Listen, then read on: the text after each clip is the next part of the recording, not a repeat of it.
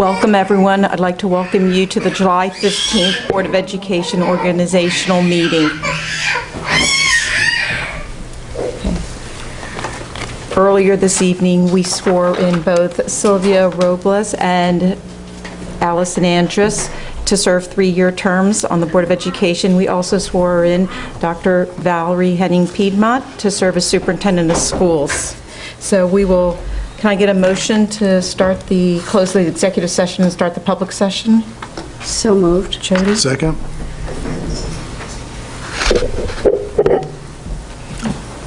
Do we need all in favor or no? All in favor?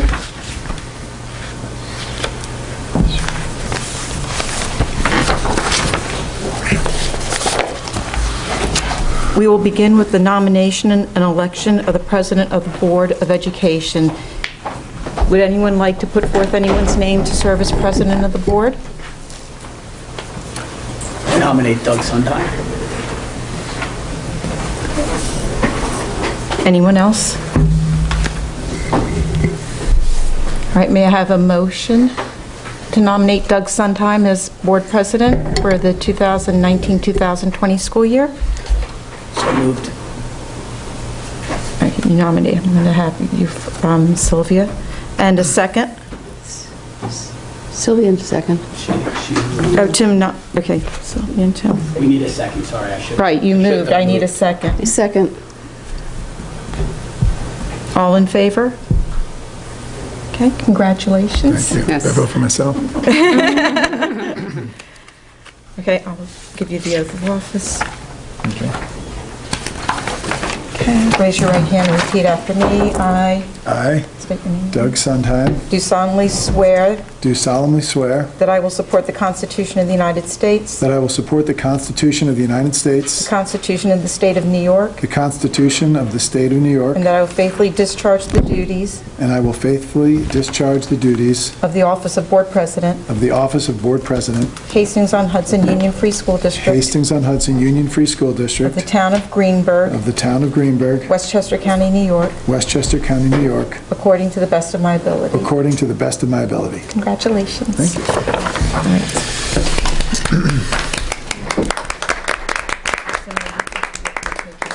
Okay. This, you wanna use this? Yeah, I have it. That's okay. Okay. Oh, wait, because I still have to do it. Oh, for some other, I still okay. have to take up the oath of office. So I'll do Vice President? Okay. Do you have any nominations for Vice President? I'd like to nominate Lauren Berman. Any other nominations? Okay. Do I have a motion to elect Lauren Berman, Vice President? Allison, in a second? Sylvia? Okay, all in favor? Okay. Give her the oath of office.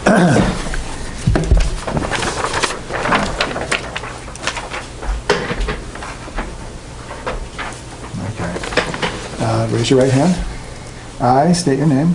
I, Lauren Berman, Do solemnly swear do solemnly swear that I will support the Constitution of the United States, that I will support the Constitution of the United States, the Constitution of the State of New York, the Constitution of the State of New York, and that I will faithfully discharge the duties of the office of Vice President of the Board of Education, and that I will faithfully discharge the duties of the office of Vice President of the Board of Education, Hastings-on-Hudson Union Free School District of the Town of Greenberg, Hastings-on-Hudson Union Free School District of the Town of Greenberg, in Westchester County, New York, according to the best of my ability. in Westchester County, New York, according to the best of my ability. Thank you.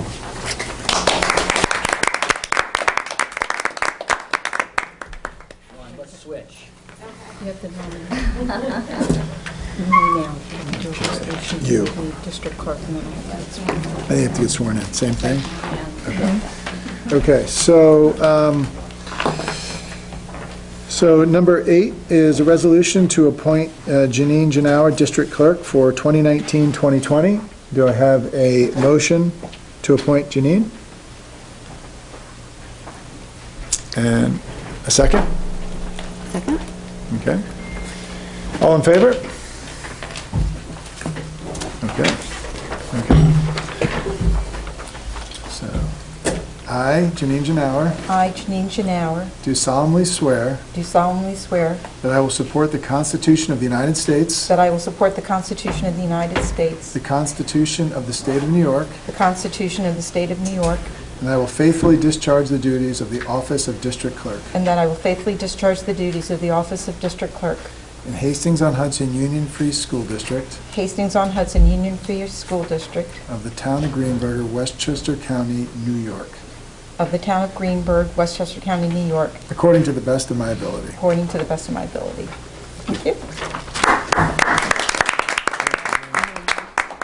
Thank you. Okay. I'm going to make that, I'm making that modification to the CIO position. Okay. As we speak right now, I'm on there. I had one thing, though.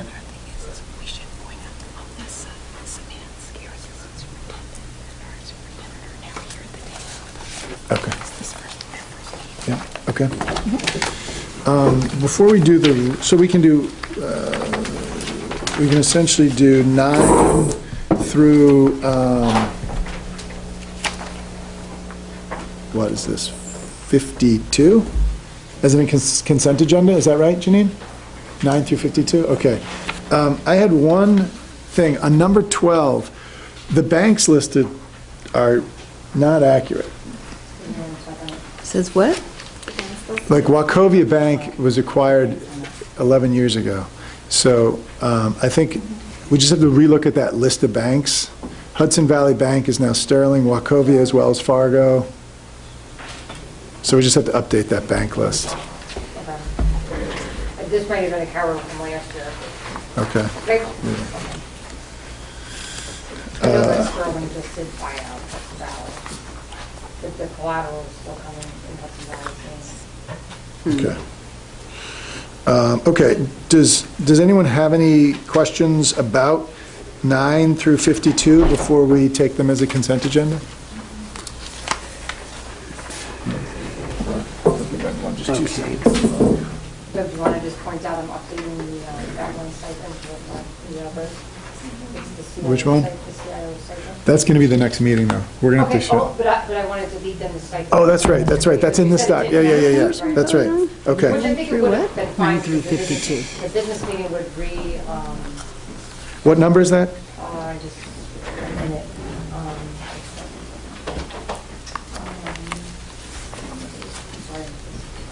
CIO.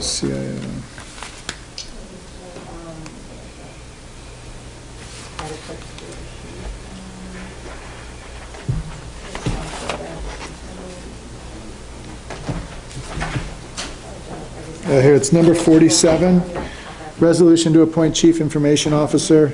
The stipend is actually listed wrong there. It says 10,300, but the stipend is 13,500. Okay, so when we were voting on number 47, everyone realized it's 13,500. Where am I finding these in terms of on-board docs? Is it? Yeah. You have to, if you double click on the actual. It's the reorganization meeting. It's a different meeting. Yeah. Okay, but they're not on the paper. Because I guess when you have to click to get the detail, that might have to be the. Okay. It's all in the It's on the paper? I have the paper, yeah. Okay, now I'm not looking at the paper. The only other point to point out too is on 46, the resolution to appoint the Assistant Superintendent of Curriculum and Instruction as the School Dignity Act Coordinator. Yes. I think that the policy that was written this year, we had another employee in that Oh, so we have position. to modify So we the have to policy. modify that policy. Okay. Okay. That's, Good catch. Okay, with those changes, do I have a motion to adopt items 9 through 52? Is that right?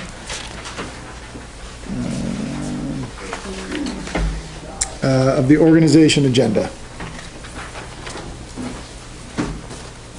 Got it. Motion, you got it? Okay.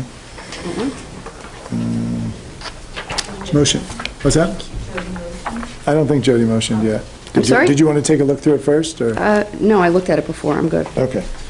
So do I have a motion to accept items 9 through 52 on the organization meeting agenda? Adopt.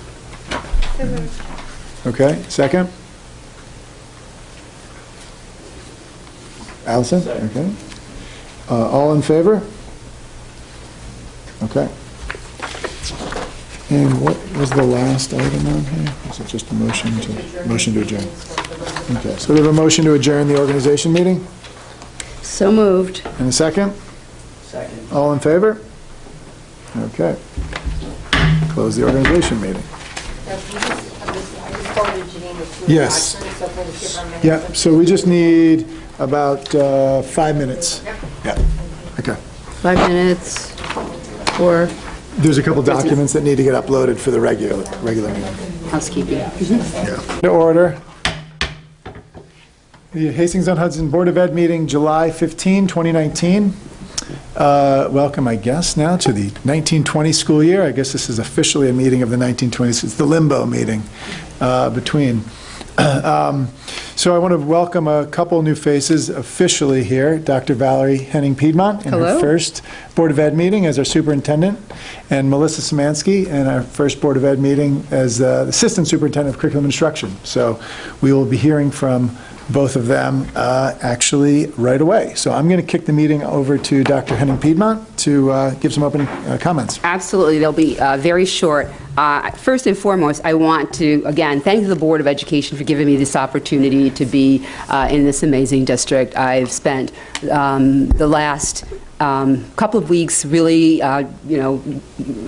walking around, learning, encountering, a variety of people, and everyone's been so welcoming and such a pleasure to get to know. So I know it's sort of a strange period during the year because the bulk of the system is not around, but certainly the people who are here are diligently, working to get our buildings ready to open on time in August, and so that's been very exciting. As I said, again, thank you to the Board of Education for giving me this opportunity to be here. I've enjoyed it immensely, and I look forward to the rest of this year with lots of very exciting things on the forefront. So thank you.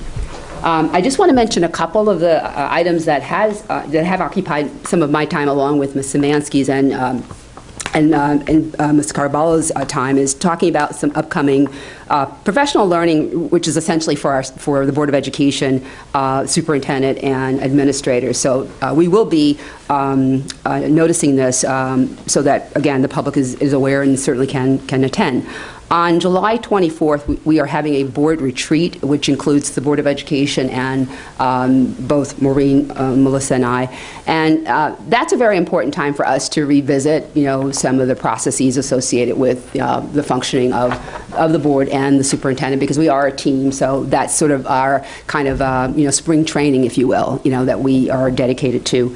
Another important meeting will be the full administrative team with all the assistant principals, directors, and assistant directors will be meeting for a full day on August 26th, again, for us to kind of kick off our relationship as a team and identify the work and the priorities that will be very much a part of our focus for the coming year. So we look very much forward to that. And on August 27th, another retreat, which will include the entire leadership team, the board, the superintendent, Maureen, Melissa, and all of the administrators. And that's really essential because it does take the entire leadership team, to serve children and make sure that all parts of the system are aligned and coherent and working in service to children. So I just wanted to point those things out. So if you have, any friends or neighbors who think that we do nothing during the summer, please correct them. We are very busy. So thank you. And I will actually turn it over to Melissa, and then Melissa will turn it over to Maureen. Thank you very much for the opportunity. I'm delighted to join the Hastings team. I wanted to just give you an update on the first 2 weeks. And so, as Valerie mentioned, we had a strong and joyful start. We've been very busy getting to know people, getting to know the system. I just wanted to give you a brief update on some of the summer curriculum work that's been happening. Teachers throughout the system have been very, very busy, along with some partnerships with directors and building level administrators.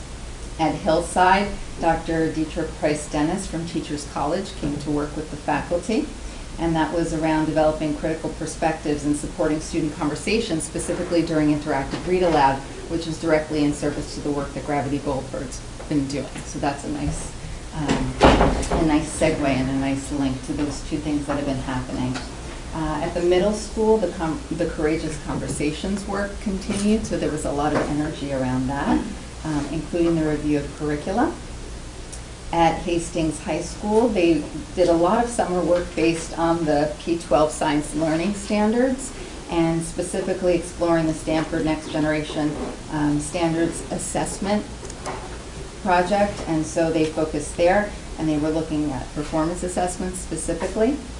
The other two buildings were also engaged in science work, so that was a thread in curriculum that's been happening throughout the district. I did have the opportunity to look through some of that great work that's been happening already. And then coming up soon, on July 30th, there's going to be a summer curriculum retreat. So that will be with building leaders, department chairs, team leaders, coaches, Valerie and myself, and we will be really looking at a deeper understanding of the program, some programmatic shifts, leadership work that's been happening, and really setting the tone for some great capacity building ahead of us. So thank you. Very exciting. Melissa, can you just, has a sort of curricular retreat happened in the past? Is this new? Yeah, it's something that's new. It's something Right. that has not happened to my knowledge, and I know that there hasn't been someone in this role. But I think it's really important from a Right. systems perspective to bring the leadership together and really be thinking about what's the story here in Hastings, and what are we doing in terms of our combined work and making sure we're on the same page so that we can maximize what's happening vertically and horizontally, and really beginning to take a look at what does leadership look like in that work, and Right. what are the different roles in And that where, space. and where is that happening? Here at the library. And it's going to cover all subject areas? So it's All going to be, subject areas.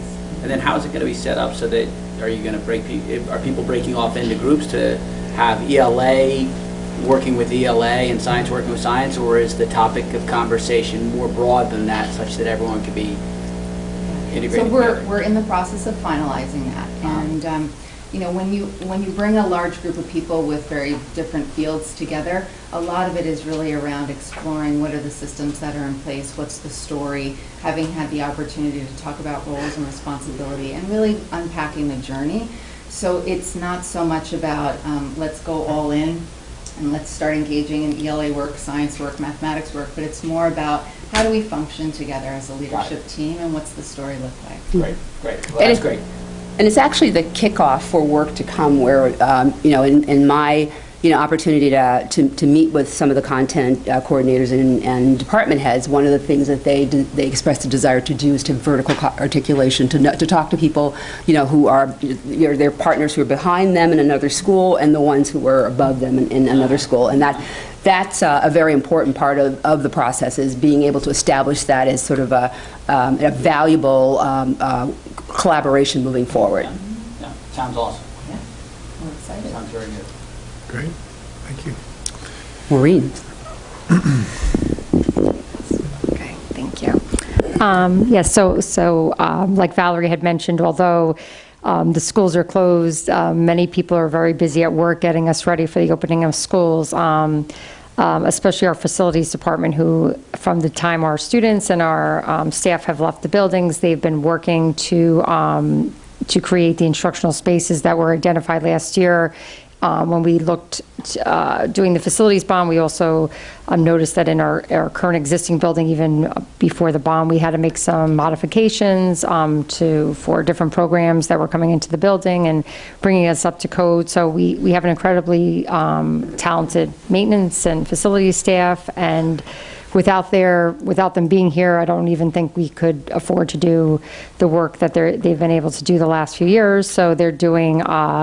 We have some photos to show you later, a bunch of projects at Hillside that we're confident will be ready for the opening of school, and our cleaning staff as always, they take apart this entire building and somehow get it back together in time, and it's pretty incredible.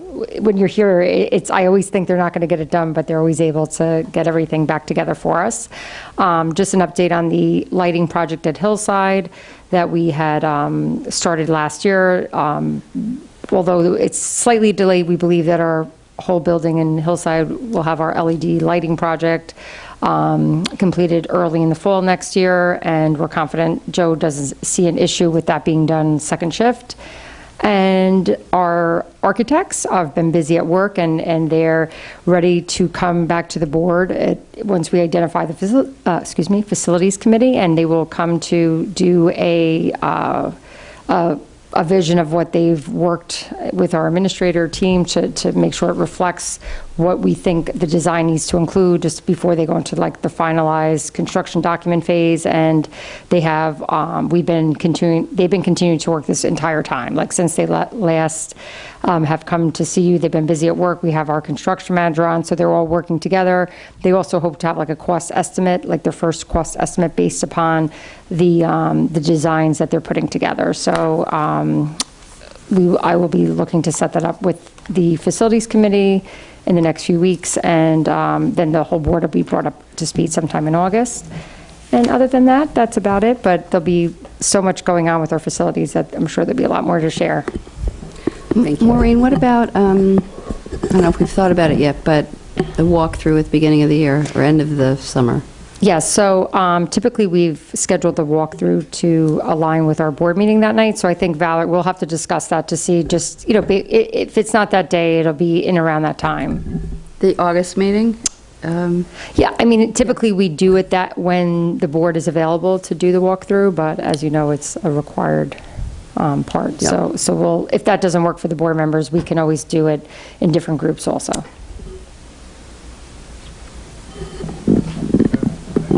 Maureen and Melissa and Valerie. Okay, now on to public comment. And so what we ask is you limit comments to 3 minutes if you've got something you want to share. And please state your name and if you're a resident of Hastings. Any public comment? Okay. Okay. You'll have another opportunity at the end of the meeting. Okay, with that, we're going to kick the presentation over to class size and enrollment. Is there something else? Yeah, look at item 1B. That was earlier. Recognition, the recognition of, we had those in the personnel. I was going to, but Miss Davies is here, right? Is your family here as well? Are they in the hall? Do we want to maybe? So my husband decided to take them out. Are you here in like one car, or he's leaving? Or? Well, why don't we just do it now? Yeah, why don't we Let's do just it do it now. now? And Let's Yeah. do it Melissa now. Bogata is here as well. Melissa. Melissa's here as well. Oh, okay, and Melissa, okay, okay. Yeah, so why don't we recognize new teachers now and swear them in. I believe that, and I apologize, but Melissa, what school are you in? You are in? She's in Hills, Both in Hillside, okay. So I believe Amy shared your backgrounds already, is that right? In the last meeting, in the 17th? actually, it was, Melissa, was yours shared? Neither one. It's not present, I have no idea. Oh, neither of them were shared, okay. Sure. Because Amy shared a few people who weren't here, and I wasn't sure if it was, okay. No. No for Vanetta. Okay, I do have information on Okay. Vanetta. Okay. But Melissa's wasn't shared. Melissa was not That shared. was not shared. No, she wasn't. Okay. For sure. Okay. We'll go with both of your information was not shared. And I don't have, do you have bios for them? I have, Do you wanna read something? actually, I have Vanetta's, and then actually, we'll ask both of you, probably that's the more equitable way to do this, is have both of you come up to the podium and, in a few sentences, tell us why we're so excited to have you as the newest members of our team. Come on up.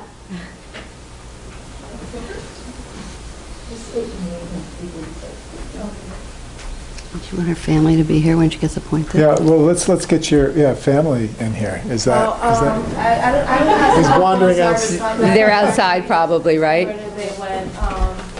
Well, my name is Vanetta Davies, and I'm coming to you from the Bronx, New York, where I taught in New York City public schools for 8 years.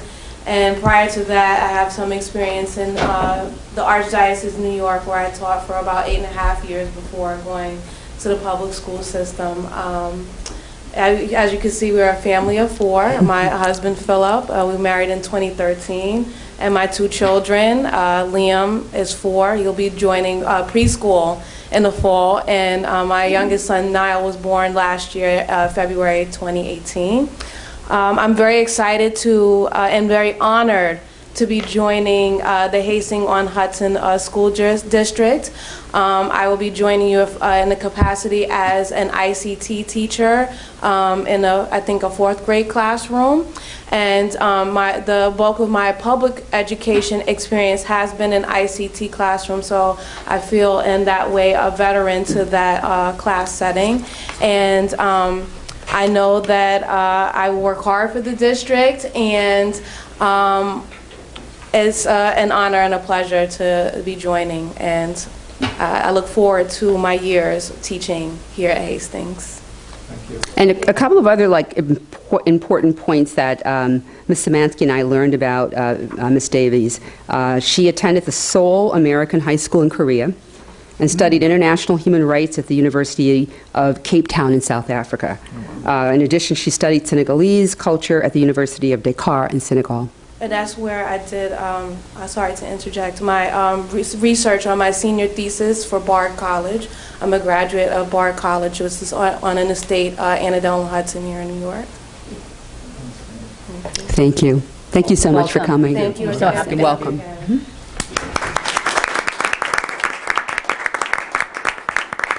Melissa, come on up.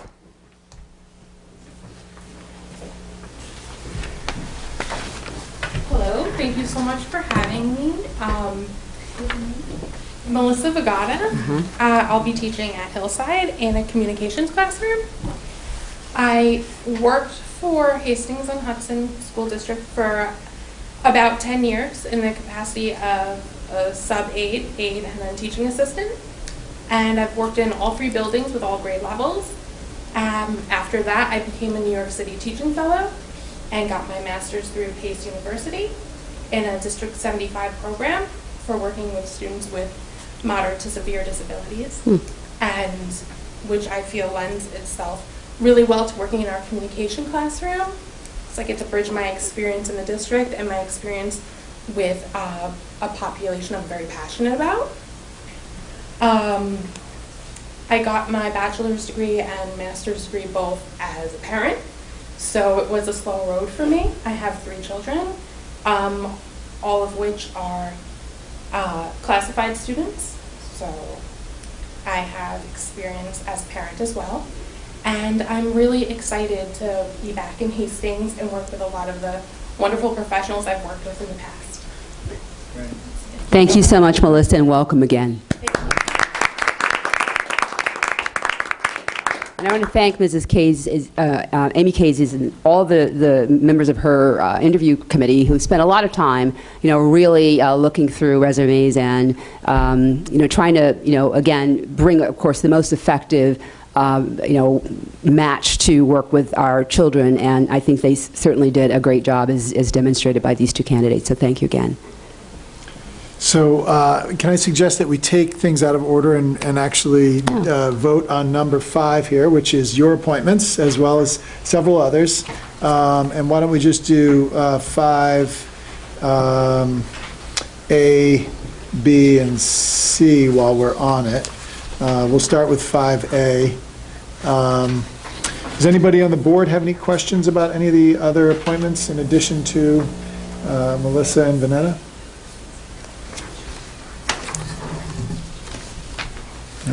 Okay.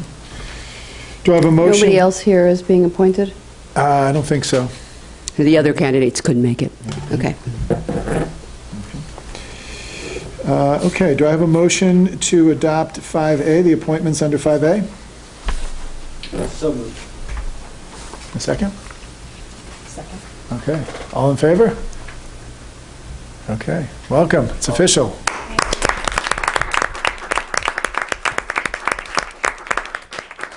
You do have young kids, I know, and I know you've got 3 kids at home, and please feel free, if you want to stay, stay. If you would like to leave, we Maybe you want a understand. night out. Yeah. Right. Thank you again for coming. Thank you.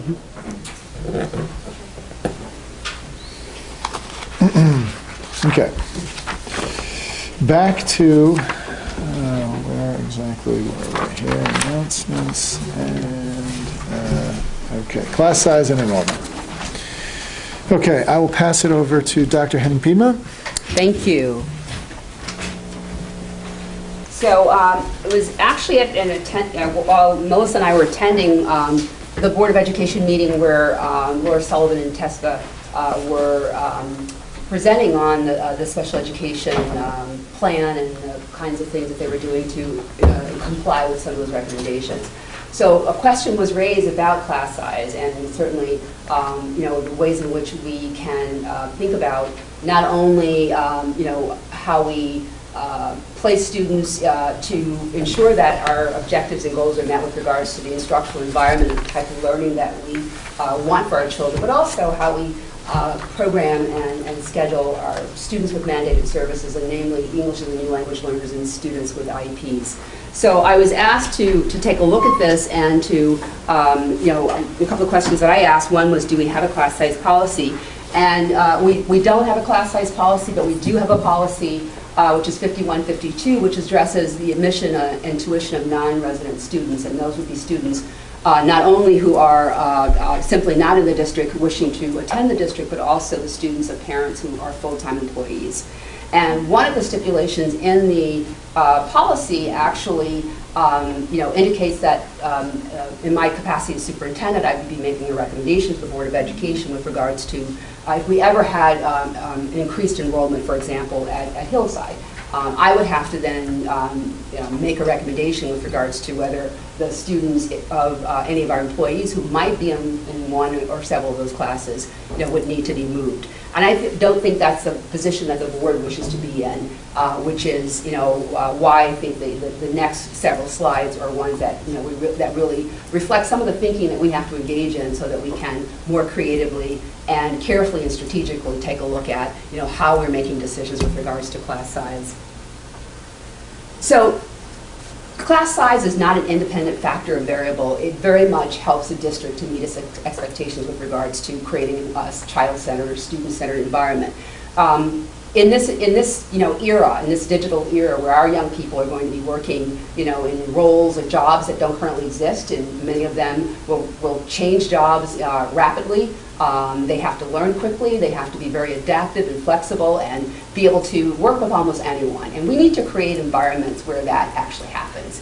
And we certainly know it does, but these are some of the variables that we pay attention to as sort of as indicators, and it does very much impact class sizes, because you do have to have the number, the proportion of students in the classroom that allows for flexible spacing, for children to walk around and work in different areas in the classroom. You've heard of maker spaces or areas to make. Children have to apply their skills to solve real problems, so the environment has to be conducive to that. STEM and STEAM are very important, curricular components that actually are, a major part of making a decision with regards to how many children should be in the classroom. Technology, a huge part of the time that children spend in classrooms and what they do with that tool, and the different kinds of technologies that are in the classroom, not just devices, but other kinds of things that are supported for students. Agile furnishings are a huge part of corporations in terms of being able to move furniture around and to use rooms for different purposes. And the placement of students with mandated services as a critical component in looking at the constitution of a classroom in general, and in terms of looking at the ability to follow, for example, the law of natural proportions, which really dictates the numbers of children who really should be in a classroom, students with IEPs who should be in a classroom. If our classification rate, for example, is 13% district-wide, then no more than 13% in each classroom should be students with IEPs. So those are variables that we need to factor in and include. So I just wanted to make sure I brought those to your attention. There are a number of other perspectives or indicators or types of variables that impact our class size, and they include the quality of the classroom teacher, which is the most important, not a factor in terms of classroom size, but in terms of outweighing, class size as one of the most important variables. It is really the effect of that classroom teacher, and over again, the professional literature references that. So above and beyond any other variable, it's the effectiveness of the classroom teacher, which is so important to the success of all students. Socioeconomics is important, and race will be variables. I mean, certainly, in environments where children don't have, they're inequitable services or distribution of services, and in environmental things that they don't have control over, class size matters more for those groups of children than it does, for example, the children who are in our district. According to the 2011 and 12 National Center for Education Statistics, just as a data point in terms of thinking about class size, in New York State, the average class size of self-contained, and I don't mean special education, what self-contained means in elementary settings, the children stay with one teacher all day. So that's what that means. It's not a special education reference. And that's about 21.5 students. So about 22 students is the average size in a classroom in New York State. In terms of numbers that, from the most recent data that's on the website in New York State, maybe there's some more up-to-date data, but I think there's probably only one person working in this office who could possibly manage, getting all this information up. But I thought this was a helpful kind of like barometer in terms of looking at, where we are in Hastings in relationship to Westchester and the Lower Hudson region. And there's not a lot of variance. So, and again, keep in mind that New York State national average of 21.5 or 21 students as an average. I don't know what happened in the 2009 or 10 school year where the fourth grade was only 17. I think Amy would love to have that be, the challenge, but it isn't so.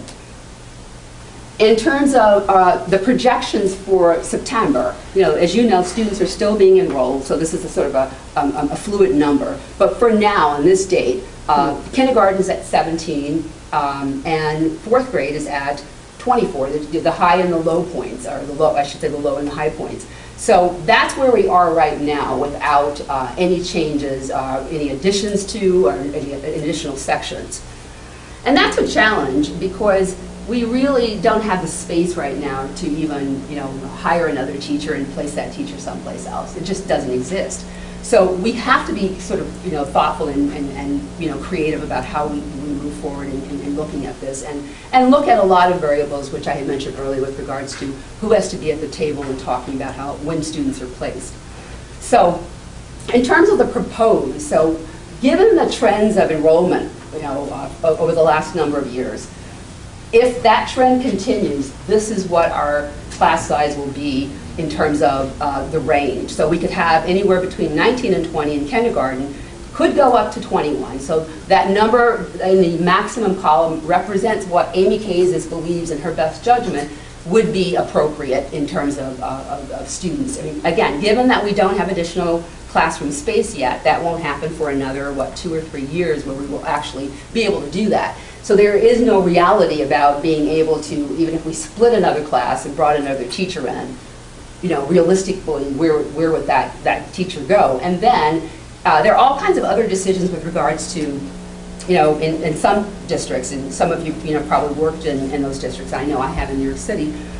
Art ends up on a cart, and other kinds of services they become traveling teachers, and they don't have a classroom because that's been the decision that had to be made. So to put a child, to put 19 kindergartners in an additional classroom, sometimes districts have had to displace another critical function, which is art, and that's very, very important at the elementary level. So those are not options that we consider to be viable, which is why we were looking at what's the maximum number that's possible. The other variable that's even more challenging is to think of, for example, there are certain districts, and I've been in one, not the most recent one, where in classes where that were up to 24, 23, 24, districts have had the financial ability to place a teaching assistant in that classroom.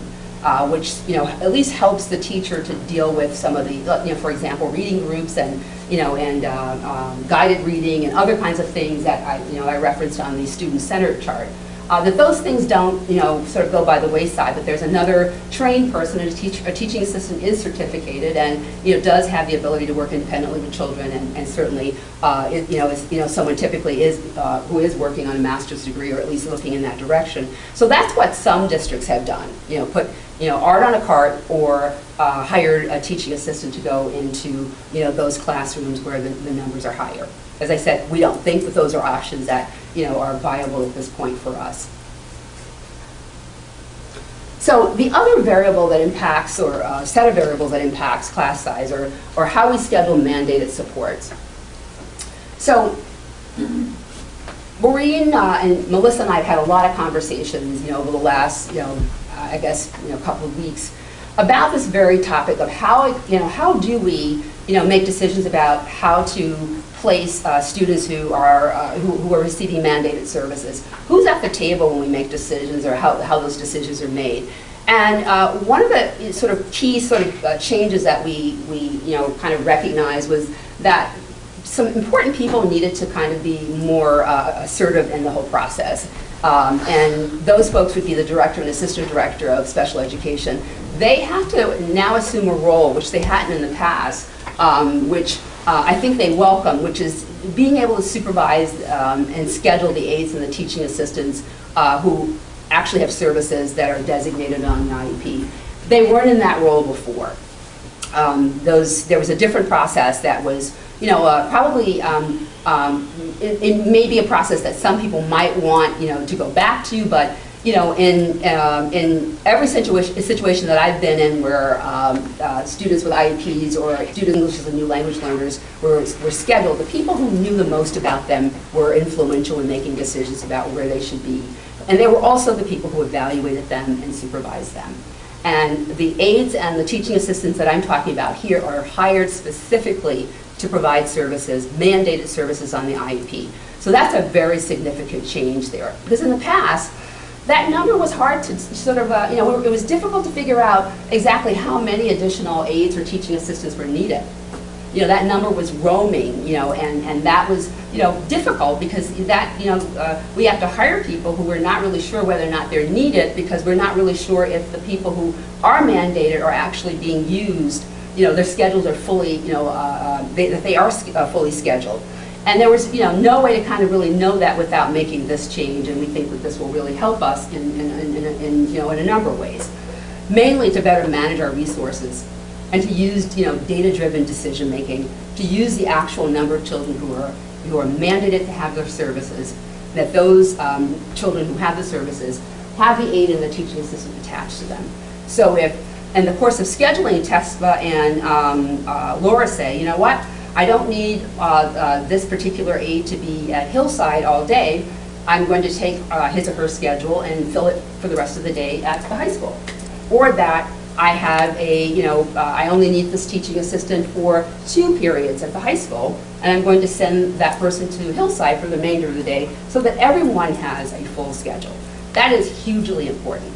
So that's one of the changes that we feel is really going to make a big difference for us. So, and again, it shows our commitment to, parents who come to board meetings and our sector leaders who have asked us to make sure that when we schedule a student with an IEP in a classroom, that we have the requisite, supports there. That they're not going to succeed, it's a self-fulfilling prophecy, that, we don't have to wait for that to, that data to know that that's really going to undermine the success, the success of that child, of those children. And moving forward, to further enhance the model of the model for collaboration, is that we're going to pull together these important people who are going to sit together, and they are going to place students with IEPs and English as a new language learners together to make sure that we're maximizing their success. Janice, Tesfa, and Laura have a lot of knowledge about not only the children, but about staff or situations in classrooms that would really optimize the success of students. So having them involved, along with Ms. Szymanski, who will be there to help make sure that those conversations take place, and that they take place early enough after the budget vote, so that we can funnel that information to Maureen so that she can make better decisions about what's left at the end of the year in terms of resources, and then if there are legitimate requests for additional aides or teaching assistants, that she has really good data to make that decision, and we're posting for exactly what we need rather than kind of maybe estimating that. And again, Ms. Szymanski will, as she mentioned earlier, we're kicking off this effort this summer with our curriculum retreat, that ongoing meetings with department heads and content coordinators is going to help us to really ensure that we're aligning the standards, the content standards for all of the courses and classes that we teach, along with pedagogy, so that we have a focus on making sure that differentiation takes place in classrooms, that teachers have the tools, and then therefore the efficacy to really be able to work with many different types of learners, and that there isn't a sense of any teacher, we don't want any teacher to feel as though they don't have the tools to be able to differentiate, or that they've never worked with English as a new language learners in their classroom, and obviously that's to make sure that students are successful. So that's what we've been doing in terms of just looking at how we can ensure that our class size priorities are met, as well as the ability to manage resources, and I mean those that will serve children and ensure their success moving forward. Does anybody have any questions? Something we've talked about in the past, was it the second grade? It's quite small, the rising second graders. Yeah. Is that the process? Something that's come up in the past is this question of balancing the small second grade class with a very large rising fourth grade class. In this proposed class size, we're talking about a grade 2 of 22. Is it something, and Maureen, you would know this better than I, is something changed in terms of that class size with a bunch of ads, or? So You mean that it became 22? I think it's still 19. Oh, so it's still 19, There's so- 112 students at 6 sections, I think. Okay. I think that was the maximum, Amy. Okay, so So that's 22 represents the maximum she wants that grade to be at. All right. Has any thought been given to, so what do you have, 112 and 6, so that's what got us to 19, right? You can't. It's not the right numbers. Yes, what's the? I know what you're what's the thinking deal with about. 19 times 6? It's If you 120, do it's 112 with one- 5 sections, you're at 23 in some of those sections in second grade. So the break points, you're a little bit lower than you would like to be, but it would be That's- higher than Amy and You're answering the Valerie's. question I'm Yeah. trying to ask. Yeah. Yeah. So if you reduce that down to 5, you get to 22 point something. Is that effectively what you're telling me? So that goes above there. And it brings down the fourth grade from what, 24 to? So it's basically you're advantaging one to disadvantage the other. It's a, And there's research that says K-2 is not the place to do that. yeah, all right. All right, not clear cut. Okay, thank you. You agree? I do. Nurse time. Where are we with the enrollment for kindergarten, Maureen? 94. Wow. But that, I think. That changes in August. It'll quite a probably, bit. we assume it'll go up to about 105 to 110, based upon trends. In August, we often get some stragglers coming You in. always get like 20 people over the summer.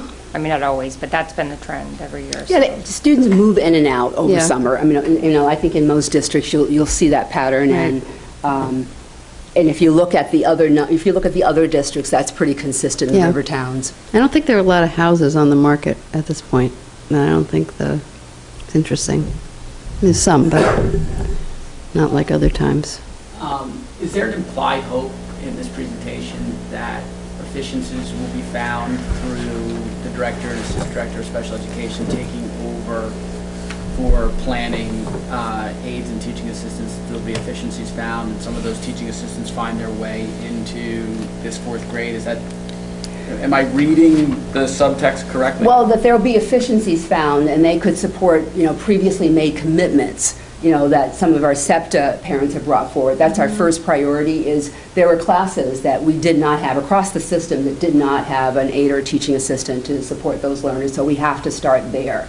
And that the other efficiencies, it'll evolve over time. And some of the factors will include, as I mentioned, more professional learning for teachers so that they have the tools to work with lots of different students. And so in a classroom, let's say I'm in a classroom, I have a class of 24 students. Imagine that, maybe you have 2 of those students who are E&L learners, and maybe there are 2 who have an IEP. That constitution of the class is very different. So that's why, class size is kind of a seductive, concept, because there's so many factors that affect what goes on in the classroom. That's the reason why Tesfa, Janice, and Laura have to be at the table to factor that in. Who can be the most successful in a classroom of 24 as opposed to a classroom of maybe 20? And it does make a difference, and personalities of children and staff make a difference, and more so, for some students than not. And so, being there to really factor all of that in is really critical, and that's what we view to be sort of what the value in focusing on this type of collaboration. Makes sense. Okay, so I imagine we'll hear more over the next coming weeks, and certainly by the end of August. I guess we'll come back the with process firmer of numbers. keeping the board abreast throughout August. I'm imagining is something as we hopefully these numbers will hold and not switch too much, but still maybe some decisions to make. Okay, why don't we move on to the capital bond and facilities update? And it's really just, again, almost a repeat of what I had said earlier. I just have a couple photographs, and I just wanted to just take me about 30 seconds. Let's see, where's yours? I think he had pulled it out. Well, he had pulled up in the thumb box, and maybe it's his thing.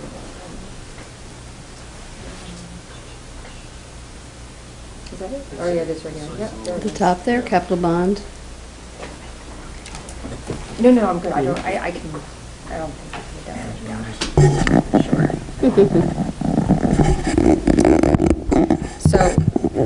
So again, these are just a few photographs just to show you some before, so that by the time you do your walkthrough, you'll be very impressed with the after. As I hadn't mentioned before, but the priorities I just wanted to highlight for this summer's work at Hillside, we identified the spaces that we were bringing up to compliance, and some of the rooms you see on these slides are, this is the other side of the library, which is now going to house one of our communications classes, and we wanted to make sure, as we did our work last year around the bond, we realized some of our special ed classrooms were not up to code in terms of the special education code. So one of our main priorities this summer has been to identify areas that children are receiving mandated services, and to the best of our abilities get all of those areas up to code. And again, this is some of the after work in some of those rooms. So it's really incredible, because they're taking down walls that, the walls here couldn't be any thicker. They're like cinder block walls, but what's so great about the work also is that some of the spaces, the flow of the spaces, everything is done to not redo it again post-bond. These are areas that will then remain in that, and they make sense in terms of where things are now located in the building and near other things that benefit children, and even the way we're entering the nurse's office. We've changed. There's going to be quite a bit of a change up there, but again, we needed to get ourselves up to compliance and also create different conference rooms that we were lacking at Hillside, and a larger suite for the guidance counselor, which will now allow her to expand her ability to bring in larger groups at lunch. So again, you can see Martin here modeling for us, taking down the wall. And again, that's a brick wall, then there's cinder block behind it, and then on the other side, there's more brick. So it's a tremendous effort by them. And if you could just to kind of see, this is like every area they're dealing with. Every time they have to get through something, they have to take down walls even to kind of begin their work. So that's going into the art room, and we're creating a conference space in there for our special education team. And Martin and Emilio are, two, superb tradesmen. Oh, absolutely. They're saving the district a lot of money, because, if you don't have that kind of skill in your district, you would have to, seek outside, a contractor to be able to do that. So I just think it's so impressive that they can take down walls and install doors and partition rooms off. Which Maybe we is didn't need to have a incredible. bond. They could have just done the whole thing. You know what? If I probably mentioned it to Martin, I always have to say, Martin, there's plenty of things to do, because I don't know if some of you remember that we actually, during the last bond, we ended up having we had to kind of reconfigure our bids, and they ended up doing the high school auditorium, which they more or less did most of that construction, and there are 2 guys. So that saved us alone about $600,000 in terms of the bid. So we made that commitment about 5 or 7 years ago or something around that time to bring in more skilled labor, and especially in a building, these buildings are older, and like just in your own homes, you see the amount of work that we could always be doing work in our homes. So these buildings were in dire need of that, and to Valerie's point, they've saved us. This would be a huge budget expense if we didn't have these talented hard workers. And they're all licensed in their trade, so they're really incredible. So that's it for the report, but I just, when Valerie and I walked around and saw this, so I feel like if you didn't, we wanted to kind of show you these before shots, and then Absolutely. you'll be even more impressed when, you. And the lighting is extraordinary. Lights make a big difference. Yeah. And when you see the drop ceilings and the lighting, it's just incredible. That makes such a big difference, in terms of mood and attitude and, a sense of sort of pride and being excited. And so it's just extraordinary to see that level of skill able to do that. Yeah. Please tell them that we saw pictures and that we said collectively, thank you for what you're doing. Right. Make sure that message gets to both of them and Right. any team members that are working with them, because knocking down a cinder block Yep. wall is no joke. It isn't. They just did one upstairs in the special ed suite. They're reconstructing that. They are. They can do many things. They're really incredible, so I will let them know, and you'll be excited to see the end product. Thank you.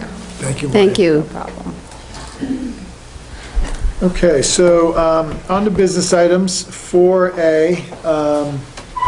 Are those, were you able to upload were there other documents to be uploaded, Janine? Or? I added under addendums, under business items, the Gravity Goldberg and the related staff. Okay. So they're listed under 4A, but they're under 4B. Okay, just so everyone knows where they are. Okay, let me just log back in here.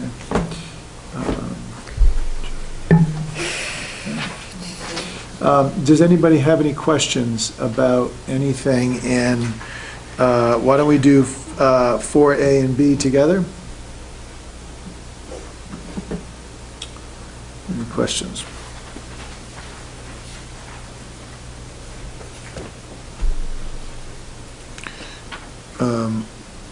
The one thing I do want to point out is that our legal contract has changed. I want to make sure that we're clear on that. We had a contract that was essentially a retainer, all you can eat, and that is no longer. We ate too much. We ate too much. And there is, it looks like 215 hours. So the way that it's going to work is, for the first 215 hours of legal counsel, except for the 5 things outlined in that document, construction, legal advising, or litigation, things of that nature, it will come out to about $176 an hour. If we go over 215 hours, it's $225 an hour for legal counsel. So, something to just keep in mind. That's it. So if no one has any questions, do I have a motion to approve all items under 5A and B? That's it for you. 4A and B, excuse me. So moved. And a second? You have a question? Well, it looks like something didn't make it onto board docs, the Midwestchester Special Education Consortium Agreement. No, that's under B. There's a couple things listed in A that are, oh, no, that is under B, though. It says 1920. Right. It might not be on the printout, but it's in here. It is on the, The attachment's in here. It's in there. It's in here. I'm looking at it right now. Because he came in today. oh, I see, all right. So under business and under business 4A. 4B, it's under 4B addendum. Because, yeah, 2019-2020 consortium we just got it contract. today, so we had to put in an addendum. Yeah, it's, The Midwestchester.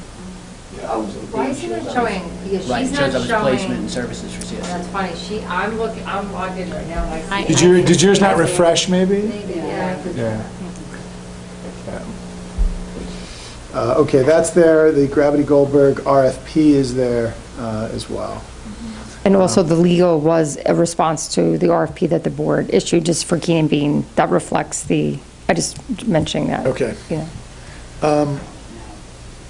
And that reflects, for example, the Keenan Bean selection, that reflects a competitive process. Correct. Yeah, I right? just wanted to mention that Yeah. because it's stated slightly differently, but I just wanted to remind and let some of the new board members know that although we have been with Keenan Bean for years, this current contract reflects, we did go off for an RFP at the end of last year for legal services, and this reflects their new proposal to us.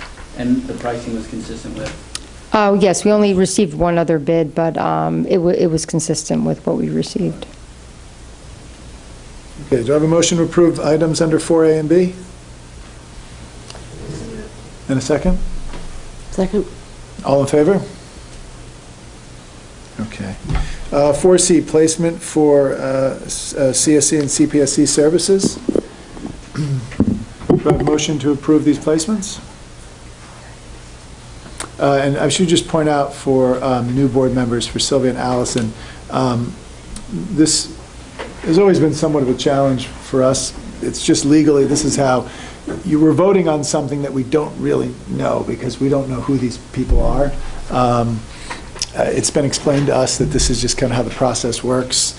And so I don't know that there's any other way to talk about that, if you've ever talked about it in any other way. It is, I mean, it's confidential, which is why it's kind of cryptic. You know, we absolutely, you know, we can't divulge, any identifiers, so, but it is, it's a formal approval item, and so, this is pretty standard for any district that I've been in. The placements for CSC or CPSC have been board approved. Do you have any examples of a world in which a board member, would it just be the sheer number or the sheer dollar amount that says, I'm not sure what's in there, but the dollar amount seems too high? What could cause a board member to, there doesn't seem to be many situations. I don't ever remember a time, Right. actually. Yeah.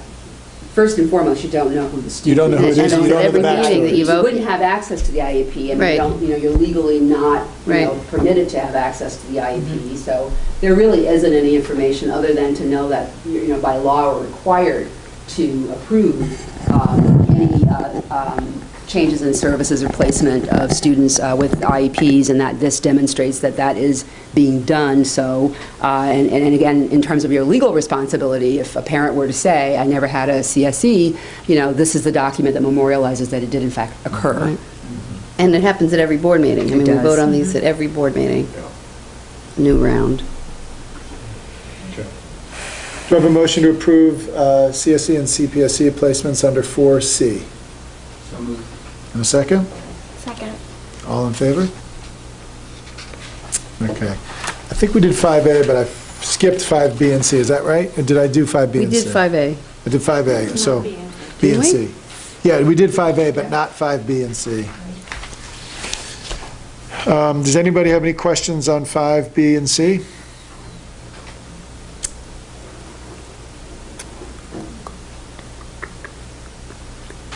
The extended school year services is pretty standard.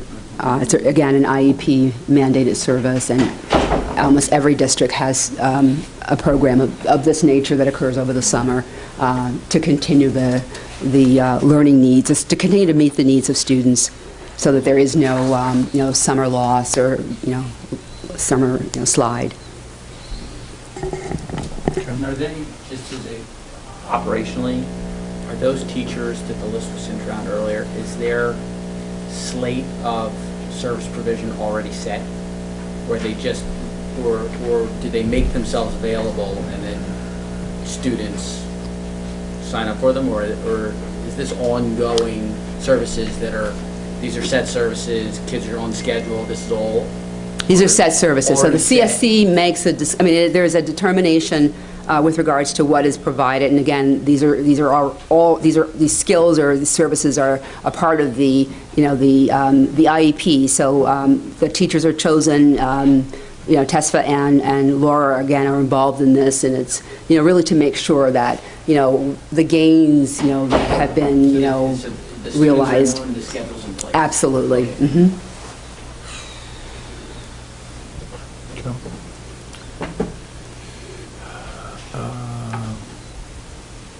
Okay. So, any other questions on 5, the B or C? Do I have a motion to approve items under 5B and C? So moved. A second? Okay, all in favor? Okay. Minutes from the June 17 meeting? Any questions or clarification points around that?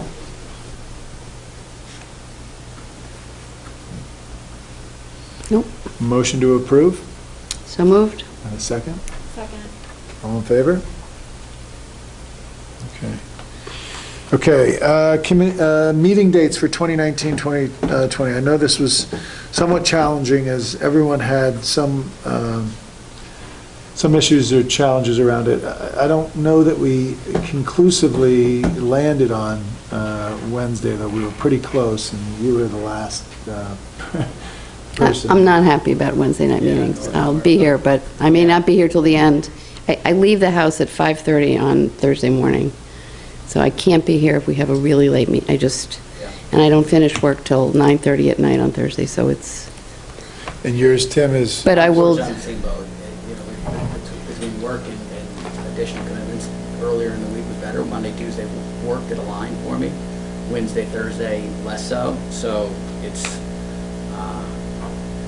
I will be best efforts there vast majority of the time, but there will be more conflicts that exist on Wednesdays than on Monday and Tuesdays. There just simply is. I think Tuesday was the best. I think Jeremy except for couldn't come. Jeremy. He just physically cannot be here on any Tuesday. I think, one of the challenges over the last couple of years with Mondays has been prepping the agenda and showing up. It's been a lot of times kind of working over the weekend, and Janine working over the weekend, and the superintendent and the board working a lot over the weekend, and then it was getting a lot done on a Friday, and it was a bit of a challenge. I think it also made the week a really long week for the superintendent as well for Tony. I know for Tony it was a very big stressor. So I guess, we'll try it on Wednesdays, and, we may end up going back and forth. And it seems like Tuesday maybe is a good day, except for it doesn't work this year for Jeremy. I think we have to try it and give it a go. Yeah, okay. Okay, so do I have a motion to approve the 7A, the meeting dates for 2019, 2020? And second? Okay, all in favor? Okay. Okay, committees. I don't think we have to get this completely firmed up right here and now. I've given everyone a sheet where it stands right now, and it's pretty well set except for health and safety. And one other. Special education. Special education. Theater arts, we have Jody as a board rep, maybe we could have one more board member on the theater arts committee, but all the others are quite well.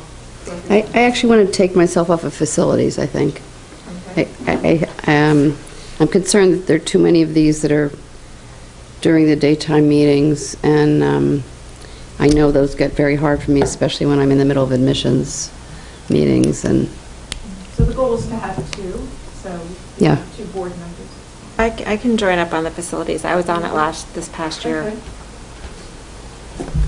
thanks, And the Lauren. facilities meetings, I know you said there were going to be a lot, but they're not, a lot of them aren't during the day though, right? No, they wouldn't be during the Right, day. okay. No, Okay. but Those are flexible because it's just the board administration. Okay, so we'll have student to, board, Allison, is usually early.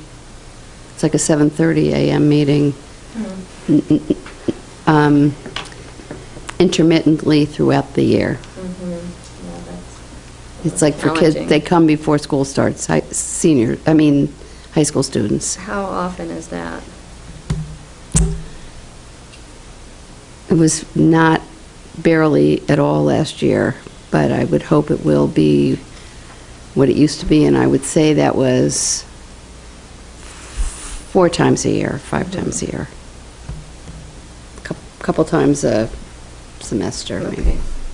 diversity also met at the same time. Oh, diversity moved to that time. It didn't used to be. Diversity used to be at 3:30, right? It used to be like 3:30 in the afternoon. And now it's 7:15. Yeah, I don't know. Health and safety is the one that's, that's usually like 3:15, Right. 3:30. That's right? after school. Yeah. Well, the last few years, we've had to do it during the course of the school day or closer because there's a requirement to have different teachers sit on the committee, health, Right. PE, and Mhm. different administrators. Administrators. So that one we've had some challenges in terms of the scheduling because of the different kind of people who need to kind of be involved in the committee, so.